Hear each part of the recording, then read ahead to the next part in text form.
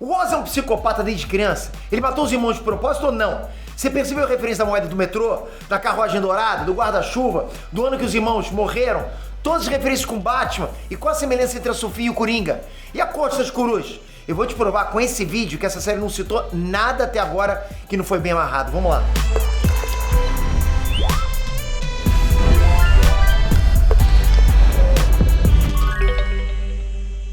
Inestrantes, Peteira aqui. E galera, não é possível. Como é que pode uma série só ir melhorando a cada episódio? Tipo, não é os primeiros são bons. Vai passando e vai ficando cada vez melhor. Na boa, esse Pinguim não é uma das melhores coisas que você assistiu nos últimos tempos. Eu não sei nem o que você é, cara. De verdade, eu não sei nem... Como é que eu vou falar? O defeito dessa série é que ela tá acabando. A gente chegou no penúltimo episódio e ele é um dos mais completos de significados. Então bora mergulhar com tudo, entender cada detalhe, cada referência, cada sentido que apareceu do que foi falado. Sério, tem coisa que você deixou passar e você vai ficar de cara quando eu te mostrar agora, acredita em mim. Então faz a boa que já tá hypado, ajuda a gente a conseguir trazer os troféus de Best pra casa, galera. A gente tá na final, vocês colocaram a gente na final em todas as categorias. Deixei listadas 8 aqui, só você clicar uma vez em cada uma e confirmar lá. Dá trabalho, eu sei que dá trabalho, mas deve perder uns 2 minutos aí no máximo, principalmente se estiver logado lá vai mais rápido ainda. Mas é só você que consegue trazer isso pra gente. E se você trouxer isso, uma comunidade nerd, ganhar de atores globais, né, Bruno Gagliasso, Felipe Neto, Anitta, se a gente conseguir ganhar dessa galera, vocês fizeram um milagre acontecer. Eu vou aceitar qualquer desafio. Eu faço vídeo, porra, de Batgirl. Tô falando, porra. Me traz troféus pra casa. Obrigado de coração, galera. Vamos lá, o episódio começou direto um flashback. Então agora é o flashback do Pinguim. Eu sabia que isso ia acontecer em algum momento, lógico, né? Eu já tinha falado que ia vir. Bom, a série mostra ele criança e a mãe mais jovem. E a gente vê que nada mudou. Gostava de ver filmes, tinha um pouco de dinheiro. Mas é nesse momento que finalmente a gente conhece os dois irmãos do Oz, o Ben e o Jake. Percebe que o Oz tem uma vibe completamente diferente dos irmãos dele. Eles brincam juntos e fazem bagunça. E o Oz só quer ficar ali, perto da mãe. Claro que isso pode ter a ver também com a condição das pernas dele que impede dele brincar com os irmãos, a gente sabe disso. Mas isso vai sendo mais bem trabalhado pouco a pouco nesse flashback. Agora olha esse detalhe, a Frances controla os meninos que estão fazendo bagunça e ela chama o Benny de biscoitinho. Você já viu isso? Você já viu sim. No final do episódio 6, quando a luz volta e a Frances chama o Victor pra dançar, ela tá meio que delirando e ela chama o Victor de Benny e diz que ele era o biscoitinho dela. Eu tô falando, cara, nada nessa série fica com a ponta solta. Cada detalhe, por menor que seja, tem um motivo. Vamos lá, voltando pro flashback, aí a gente entende que o Oz é o filho do meio e ele tem um certo ciúme dos irmãos com a mãe. Isso parece muito com aquela famosa síndrome do irmão do meio, que diz que todo irmão do meio é o deslocado, é o que não se destaca. Pelo menos é assim que os irmãos do meio se sentem, não que eles sejam assim mesmo, saca? Eu sou irmão do meio. E sim, eu tinha essa síndrome também. Minha mãe dava preferência pro caçula, pro mais velho, eu sempre me ferrava, era sempre eu de castigo. Eu lembro sim. E a gente percebe também que a Frances trabalha fazendo contas pro Rex Calabrese, que é um mafioso que o Oz sempre admirou e falou dele 300 vezes durante a temporada. Daí a Frances pede pros meninos entregarem o livro caixa pro Rex. E é aí que a gente vê tudo que o Oz sempre contou pra todo mundo. O carro do Rex aparece, que o Oz chamou de carruagem dourada, e o carro era mesmo um Cadillac dourado. E depois o próprio Rex aparece com aquele jeitão de mafioso dono do pedaço. O irmão mais velho do Oz não gosta do Rex, mas o Oz tem uma admiração gigante por ele. E um detalhe aqui, é fácil a gente focar só no fato do Rex ser um bandido, mas tem uma outra camada aí. O Oz entende que o Rex está cuidando da família dele. É ele que dá um trabalho para a mãe dele sustentar a família, e é assim que ele age no futuro. O Oz quer cuidar das pessoas do bairro também, dando emprego dentro da máfia. Percebeu? E esse flashback que mostra a origem do Pinguim tem algumas semelhanças também com a origem do Pinguim que apareceu nas HQs da Era de Prata. Mas claro, semelhanças são bem sutis, ok? Por exemplo, o cabelinho lambido jogado pro lado lembra muito o Oz criança da HQ, né? Quase que ele faz quá. E também tem a questão da tempestade, que é um ponto-chave da história lá, e um ponto mais chave ainda no episódio. A tempestade é usada em contextos diferentes, mas ela aparece nos dois. Na história de origem das HQs, é por causa da tempestade que a mãe do Pinguim manda ele sempre sair com o guarda-chuva, que vai ser um objeto clássico do Pinguim. Aqui no episódio é a tempestade que vai ser o motivo sinistro da morte dos irmãos dele e que vai desencadear o resto todo da vida. Bom, depois de fazer o favor pra mãe, os meninos vão brincar de esconde-esconde nos túneis e eles entram pelo exato mesmo portão que o Oz entrou com o Vic no episódio 5. É nesse dia que o Oz encontra uma moeda, que é aquela que ele achou no episódio 5 e lembrou dos túneis. E aí ele teve a ideia de montar a produção de Bliss lá. Então foi nesse dia, galera, que ele achou a moeda nos túneis e guardou a moeda pra sempre. Porque como você já sabe, esse foi um dia determinante pra vida dele. O Oz não brinca direito por causa da condição das pernas. Interessante que na infância ele tinha essa aceitação da limitação dele. Mas agora como adulto ele não aceita mais isso. É como eu expliquei pra você lá na análise do episódio 1. Provavelmente esse dia aqui foi o último que ele se sentiu incapacitado. Isso era muito por causa dos irmãos, percebeu essa? Porque como os meninos se escondiam numa galeria, ele não consegue descer por causa do problema das pernas, ele fica pistola e tranca os irmãos lá dentro. Aqui a série não deixa claro se o Oz teve a intenção de matar os irmãos mesmo ou se foi um acidente. Mas vamos parar para refletir. Primeiro, fica claro que o objetivo do Oz nesse dia era passar um tempo sozinho com a mãe e também dar uma lição nos irmãos que sacanearam com ele durante a brincadeira. Outra coisa que a gente tem que levar em consideração é que o Oz não sabe exatamente onde ele está trancando os irmãos dele. Os meninos se esconderam lá primeiro e o Oz simplesmente fechou a porta. Ele não leu que ali era o túnel onde escoava a água da cidade. Ele é uma criança que provavelmente não tinha noção das consequências daquele ato. Tanto que no final do episódio 5 ele conta pro Vic que a cidade levou os irmãos dele. Ou seja, ele provavelmente não vê que a culpa foi dele.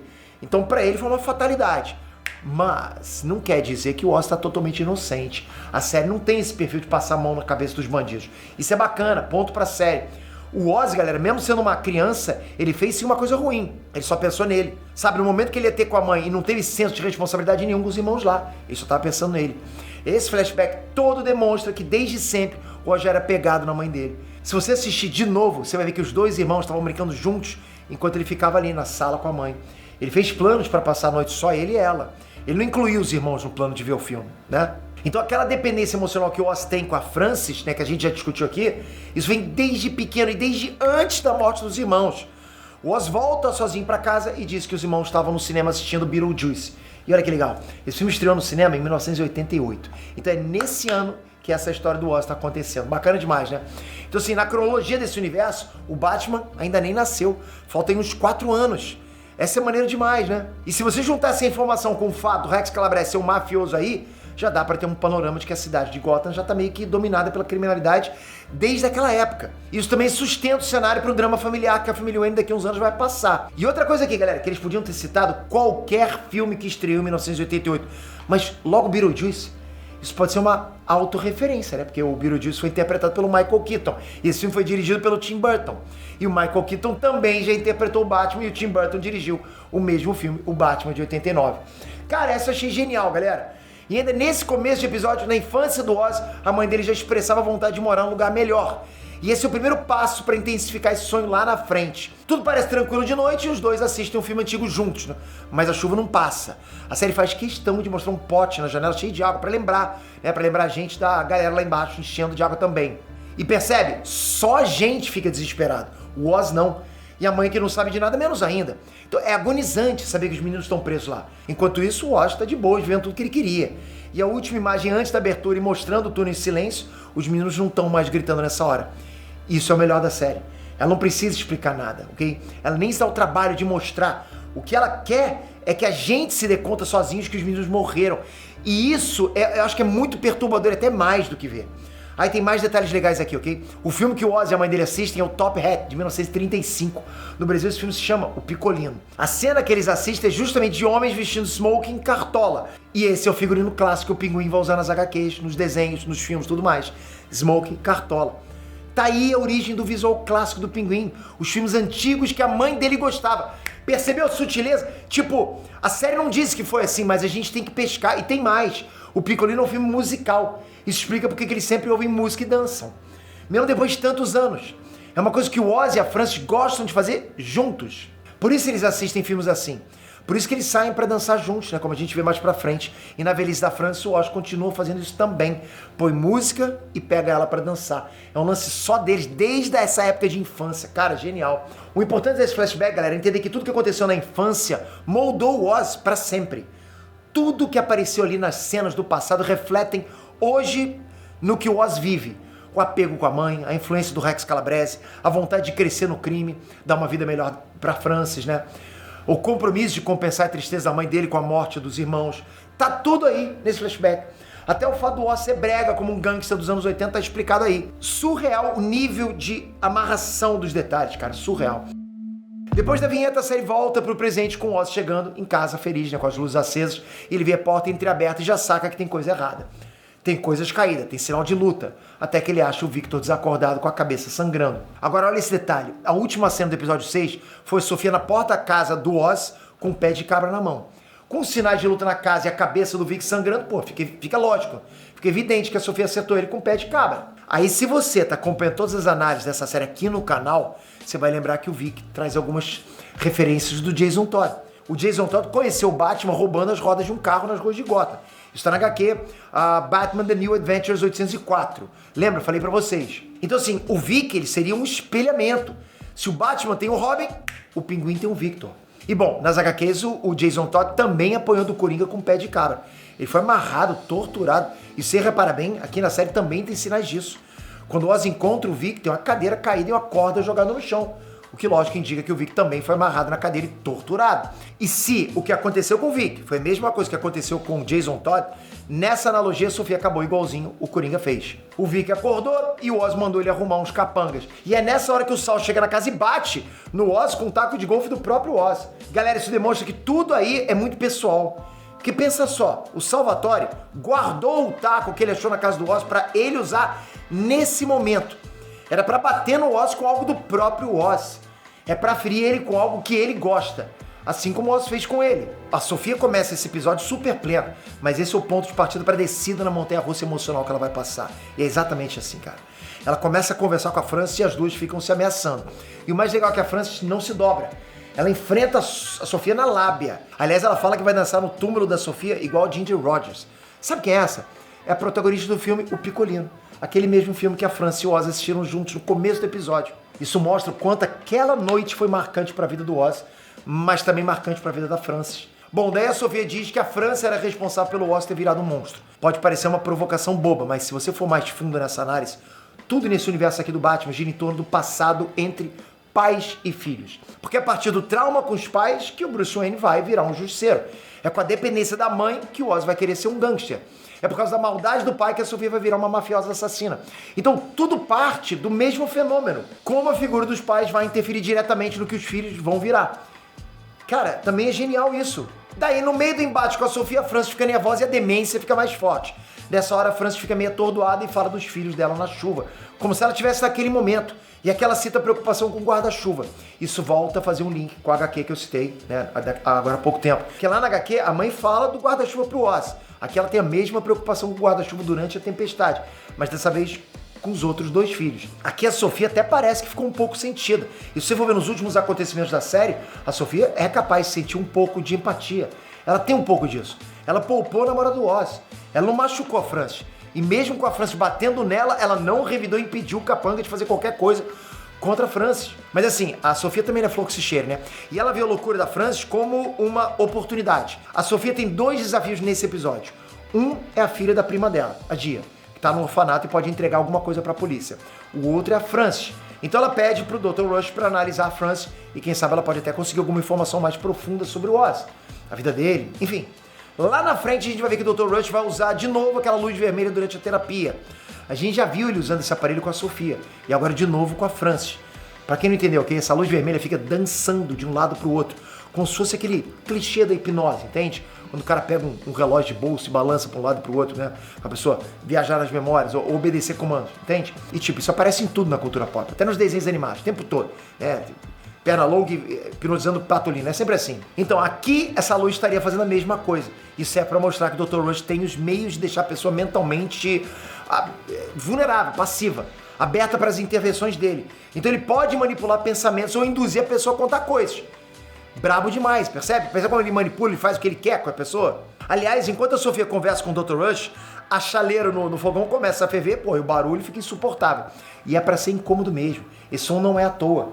O som da chaleira fervendo traz a ideia de que as coisas estão fervendo na cabeça da Sofia. Aqui é um momento de ansiedade crescendo, de perturbação mental, principalmente depois de todas as provocações que a Frances fez pra ela. E todas as provocações funcionaram, né? Já que a partir daí que a Sofia vai entender que ela ficou igual ao pai dela. O Salvatore obriga o Oz a mostrar onde está o negócio das drogas e quando eles chegam lá ele anuncia que a partir de agora quem está no comando são os gigantes e Maroni. E uma coisa interessante aqui é o significado simbólico desses túneis. Porque quando eles chegam lá, o Sal compara o Oz como um rato que vive nos esgotos debaixo da cidade. Isso é uma visão muito decadente, muito precária, mas a vida do Oz tem muito a ver com esses túneis. Quando ele era uma criança pobre, era lá que ele brincava. Foi lá que os irmãos dele morreram e é lá que ele conseguiu alguma relevância no mundo do crime. O Oz está sempre escondido nos túneis como uma criatura do esgoto. Então isso é forte, cara. Mas o Oz não deixa passar isso batido e ele provoca o Sal perguntando por que ele vai dividir tudo isso com a Sofia. Aqui o Oz começa a plantar a semente da discórdia, mas não funciona.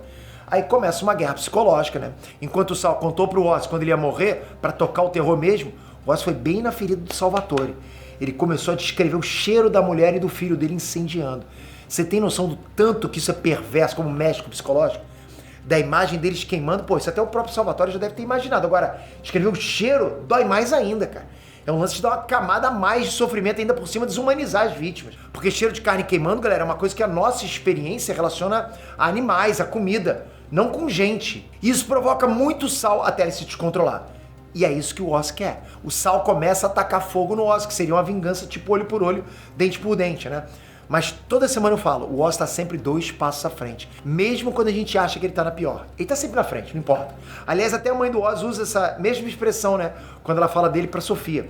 Então assim, como ele tá sempre à frente, o que parece é que ele já tinha um plano B combinado com os trabalhadores. Foi só o Salvatore se descontrolar que um dos empregados desligou as luzes e essa foi a chance do Oz sair do lugar de prisioneiro e partir pro ataque. Aí, pô, a porradaria começa, se você perceber, o Oz, ele anda muito bem naquele espaço. Ele tá mais que acostumado com esses túneis. Até que começa um combate corpo a corpo X1 entre o Oz e o Salvatore dentro de um vagão do bonde. E a briga é até bem equilibrada, né? Os dois batem, os dois apanham.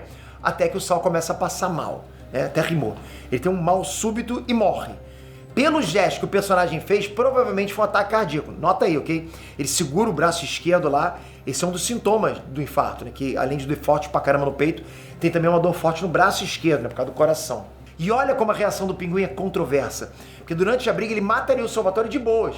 Mas como o Sal morreu sozinho, o Oz fica meio perturbado. Ele fala pro Salvatore tudo que estava entalado na garganta e no final ele ainda descarrega uma arma no Sal. Mas pensa, do que adianta falar umas verdades e depois atirar se o cara tá morto? Percebe? Pois é, nada disso, né, é com algum objetivo prático. Mas é um desabafo. É por tudo que o Sal fez ele passar enquanto ele era um simples empregado dos mafiosos. Mas os tiros também servem para que as pessoas entendessem que foi ele, o Oz, a causa da morte do Sal.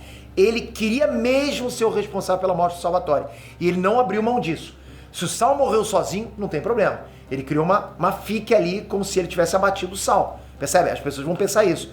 E a cereja do bolo é que o Oz pega o anel do Salvatore. Cara, olha a trajetória desse anel, galera. Ele era do Salvatore, o Carmine Falcone pegou dele, aí quando o Carmine morreu, o anel foi parar com o Alberto. O Oz matou o Alberto e devolveu o anel pro Salvatore. Agora o Oz tá com o anel de volta e agora sim é a vez dele usar. E simbolicamente, esse é o anel de quem é o mais poderoso da máfia. É como se fosse a coroa do rei, sabe? Coroa, Game of Thrones, a poltrona de ferro, né? Quando o Carmine ficou com esse anel do Salvatore, era um símbolo de que ele era maior que o Salvatore no mundo do crime. Ele pegou a coroa. Agora é a vez do Oz usar o anel de maior mafioso da cidade, até porque não restou nenhum Maroni para herdar esse anel. E oficialmente também não tem mais nenhum Falcone. Ele só precisa derrubar mais uma pessoa no caminho dele. A Sofia Gigante. E além de ficar orgulhoso com o anel, o Oz já emendou numa estratégia. Ele fez um discurso de reconhecimento e agradecimento pelos caras que ajudaram ele a se livrar do Salvatore ali. E já aproveitou para emendar numa missão. Lembra que ele pediu pro Vic para providenciar um exército para ele resgatar a mãe? Pois é, agora os trabalhadores dos túneis também vão se juntar nessa força-tarefa. Nesse mesmo dia, Sofia vai visitar a Dia no orfanato e isso dá uns gatilhos na memória dela, da época que ela sofreu no Arkham. Mas lembra, no episódio 4, ela prometeu pra Dia que ela não ia deixar a garotinha ficar trancada no lugar com o monstro, lembra disso? A promessa foi quebrada porque, você sabe, né? O orfanato em Gotham é praticamente um mini Arkham. A Gia acaba contando que viu a máscara na bolsa da Sofia e perguntou se foi ela que matou os pais dela. A Sofia tentou disfarçar, como se uma coisa não tivesse nada a ver com a outra, e ela ainda fala de um jeito ameaçador para manipular mesmo a garota.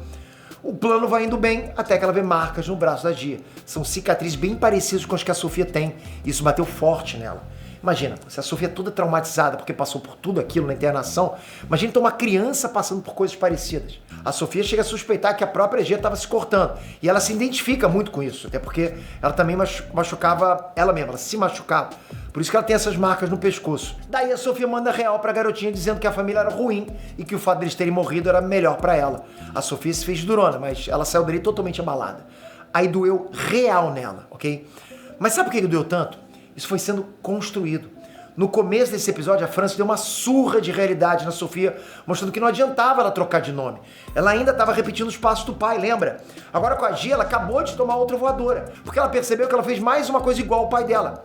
Pensa, galera, o Carmine matou a mãe dela, internou ela numa instituição sinistra. A Sofia matou os pais da Jean e internou ela numa instituição sinistra. A Sofia foi uma garota órfã que foi mandada injustamente para um lugar que ferrou com a cabeça dela. Agora, a Jean é uma garotinha órfã que foi mandada injustamente para um lugar que pode ferrar com a cabeça dela. Eu já falei aqui e vou repetir, ok? O Charada no filme do Batman viveu no orfanato. E você viu no que deu. E olhando pra Gia, ela já tá até com cicatriz, igual a Sofia tem. Mesmo que por motivos diferentes, a Sofia viu muitas semelhanças tensas pra ela aguentar. Aqui ela chorou porque ela viu que, sem perceber, ela tinha virado o pai dela. Isso vai ser determinante pro que vai acontecer daqui pra frente. E o mais legal é que a série não dá descanso, que emendando nessa cena super dramática, já vem o Oz interrompendo o momento dela. Ele telefona e já dá notícia que o Sol morreu e que ele tá disposto a negociar. Agora, cara, é todo o negócio da Bliss em troca da mãe dele, sã e salva. Ele oferece tudo pra Sofia, a fábrica, os contatos, tudo. A oferta é ela virar grande mafiosa de Gotham, né? E como sempre ela quis. Ela topa, mesmo sabendo que é uma emboscada. Ela topa porque a Frances provocou ela mais cedo, dizendo que ela não era diferente do pai dela. Tanto que só de falar essas coisas pro Dr. Julian, ela começou a ter um ataque de ansiedade. Isso já tinha sido preparado, né, pra aquela cena da chaleira pitando lá no começo do episódio, ok? Aquela coisa fervendo, barulho e tal.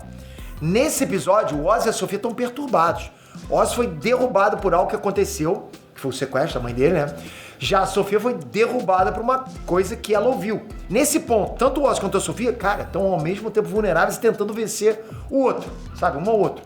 Eles estão no mesmo barco, mas por motivos diferentes. E é nessa hora que a gente surpreende com a Sofia, dando a entender que ela não quer mais ser uma mafiosa. Ela quer uma vida nova, zerada. Porque ela entendeu que comandar a máfia era uma coisa que o pai dela queria pra ela. Mas ela não vai tirar o time de campo assim, do nada. Primeiro ela quer se vingar do Oz. E essa vingança não é porque ele roubou a Bliss dela, e sim por ele ter sido cúmplice do pai dela na época que ela foi internada. Galera, ter ido justamente pro Arkham, pô, foi a maior dor da vida dela. Então a maior dor da vida do Oz só pode ser ver a mãe dele morrer. Isso é bem nítido, entende? É olho por olho, dente por dente. Mas como ela vai fazer isso, aí foi inesperado. A Sofia também fez o jogo psicológico com o Oz. Ela fez o Oz ficar tenso com o carro lá dentro dos túneis. Ele tinha certeza que a Sofia ia fazer do jeito convencional, que ela estivesse no carro junto com a mãe dele e lá eles fariam a troca. Mas a Sofia fez um esquema muito sofisticado. Ela sequer estava lá naquele carro. Ela estava com a mãe dele em frente ao Monrose. Presta atenção nesse nome. E o que a Sofia fez foi iludir o Oz para ele acreditar que a mãe dele estava lá dentro. Talvez até morta dentro do porta-malas do carro. Tanto que quando ele olha lá, a primeira coisa que ele vê é o casaco da Frances. E isso seria uma vingança à altura, já que no episódio 1 a Sofia recebeu o corpo do irmão dela dentro de um porta-malas. Lembra? Seria realmente olho por olho. Na mente do Oz, pô, só alugou um triplex por alguns segundos. Mas foram segundos intermináveis, foi uma vida, né? Que parecem realmente não ter acabado. E de repente a surpresa. O que estava debaixo do casaco no porta-malas era uma bomba prestes a explodir. Daí a Sofia deixou mais do que claro que ela realmente não queria mais saber da máfia. Afinal de contas, pôr uma bomba na fábrica de Bliss ia destruir o negócio todo, por completo, ia acabar com a máfia. É por isso que ela falou pro Oz que ele não sabe o que ela queria. Lembra? Só a gente tá sabendo que ela quer uma vida nova. O Oz ofereceu um império de drogas achando que ia pegar a Sofia numa armadilha. Mas ela deu uma invertida digna de mestre. E como a série não dá ponto sem nó, o Oz foi se proteger da explosão no mesmo lugar onde ele prendeu os irmãos dele na infância. Cara, olha como isso é irônico, galera. Ele foi tentar salvar a própria vida no exato lugar onde ele tirou a vida dos irmãos dele. E mais, da primeira vez ele não conseguiu descer lá, né? E por isso ele brigou com os irmãos. Agora ele teve que descer lá de qualquer jeito, não teve jeito. A bomba explode e faz um maior estrago, né? Mas antes de saber se o Oz sobreviveu, volta o flashback da infância dele, no momento que o próprio Oz já tinha contado na série. No velório do Alberto, o Oz contou pra Sofia que o luto da mãe dele durou bastante, mas num belo dia do nada, ela se arrumou e chamou ele pra sair e eles foram dançar. E onde que era isso? No Monrose, o mesmo lugar que a Sofia levou a mãe dele como refém. E foi nessa noite, lá no passado, dançando no Monrose, que a Frances coloca o futuro dela na responsabilidade do Oz. Com o sofrimento de ter perdido os dois filhos ao mesmo tempo, né? De alguma forma ela passou a acreditar que só daria pra ser feliz tendo dinheiro e uma vida de luxo. E aí a origem de tudo, é aí que foi plantada a semente da ganância do Oz. No fundo ele sabe que ele provocou aquela tristeza na vida da mãe dele e era papel dele reparar, já que ele matou os irmãos e causou todo aquele sofrimento nela. Então o modo de reparar era dando uma vida boa pra ela, como ela pediu. Aliás, esse nome Monrose pode estar fazendo uma referência a Catherine Monroe. E o mais legal dessa personagem ela foi membro da Corte das Corujas. Então agora com essa série amarrando absolutamente todas as pontas desde o episódio 1, você acha que o nome do Clube Ciência é só uma coincidência? Eu acho que não. O flashback para e a gente volta a ver o pinguim no presente, caído lá depois da explosão. E eu achei muito maneiro, galera, que nesse momento o som que a gente ouve na série é na perspectiva do Oz. É um apito muito agudo e os barulhos abafados bem longe. Isso é efeito da audição do Oz depois de ter ficado tão perto da explosão, né? E fica um tempo assim, né? Com aquela coisa tentando se recuperar. O som só fica normal depois que ele mexe na orelha, percebeu? Bom, o Oz conseguiu subir pra rua e parece um cenário de guerra, tá tudo destruído. Isso mostra o quanto a Sofia pode ir longe pra se vingar dele. Daí um capanga chega nele, chama ele de pinguim e apaga ele pra levar pra Sofia. O que acontece depois disso a gente só vai ver no episódio final. E se liga que ele vai pro ar mais tarde essa semana, ok? A Max vai liberar ele no domingo às 11 da noite no horário de Brasília. Qual nota você dá pra esse episódio? Já vai comentando aqui. O que você achou mais legal? O que você achou pior? O que você espera pro próximo episódio? Se você chegou até aqui, ajuda a gente no IBEST. Traz esses troféus pra gente. Pô, dá essa moral pra gente. É um trabalho que a gente faz com tanta vontade pra que você fique feliz. Se você puder retribuir, você já retribui, ok? Você já retribui só assistindo esse vídeo. Eu sou super feliz. Mas se você puder fazer uma forcinha a mais, clicando em cada uma das categorias, trazendo isso pra gente, é o máximo. Já tá liberado, já tá pronto. É só você tocar e só confirmar. Você não precisa nem escolher lá. Só confirmar. Toca aqui agora, se inscreve no canal com o sininho e a gente vai continuar cobrindo tudo, trazendo teorias, vazamentos. A gente vai acompanhar e fazer um esquenta pro final dessa série que é maravilhosa. Então preciso de você inscrito com o sininho. Valeu, galera! Fui!